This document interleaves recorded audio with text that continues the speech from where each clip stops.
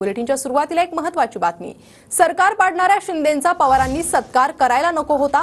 दिल्लीतील पुरस्कार सोहळ्यावरून राऊतांनी शरद पवारांवर ही टीका केली आहे। शरद पवारांनी पुरस्कार सोहळ्याला जाणं टाळलं पाहिजे होतं असं राऊतांनी म्हटलंय।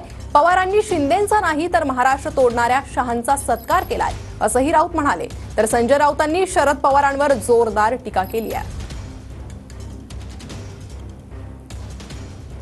तर कालच्या सत्कार सोहळ्यानंतर संजय राऊतांची ही टीका। पवार साहेबांकडे चुकीची माहिती आहे।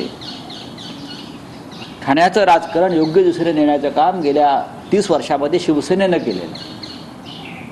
त्यांना जर माहीत नसेल तर सांगतो, ठाण्याचा विकास हा सतीश प्रधान यांच्या काळात झाला। त्यांनी टेंडरबाजी केली नाही आणि त्यानंतर शिवसेनेचे अनेक महापौर झाले।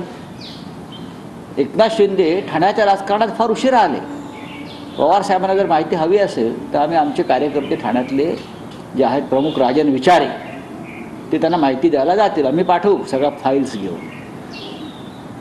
एकनाथ शिंदे हे फार उशिरा आमदार झाले, विधानसभेत आले आणि त्यानंतर ठाण्याची वाट लागायला सुरुवात झाली। ठाणे बिल्डरांच्या घशात गेले। एकनाथ शिंदे यांनी महाराष्ट्राचं सरकार पाडलं, बेईमानी केली।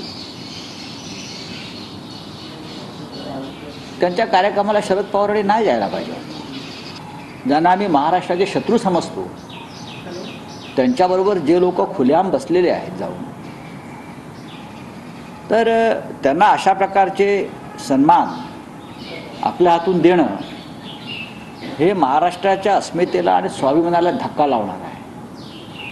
आम्हाला तुमचं दिल्लीतलं राजकारण जे काय आहे हे आम्हाला माहीत नाही। आम्हाला राजकारण कळतं माननीय पवार साहेब, पण आम्हाला सगळ्यांना या गोष्टीच्या महाराष्ट्राला नक्कीच वेदना झालेल्या आहेत। नाराजी नाट्यसंमेलनात दिल्लीला खंडणी दिली की सगळं संपून जाईल। हे खंडणीवर चाललेलं राज्य आहे। खंडणी मुंबईत गोळा होते, महाराष्ट्रात गोळा होते, गडचिरोलीत गोळा होते, ठाण्यात गोळा होते, MSSला DC गोळा होते, बिल्डरांकडून गोळा होते आणि त्यातला मोठा वाटा थैलीशाही ही दिल्लीत जाते। काय मग सगळं शांत होतं।